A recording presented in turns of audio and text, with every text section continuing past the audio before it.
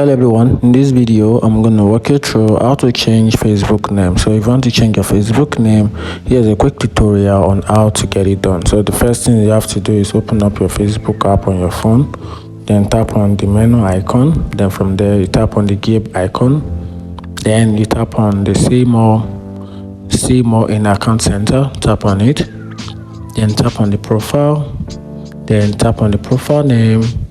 Then from there you tap on the name, and here is a clause before you change your name. If you change your name, you can't change it again for the next 16 days.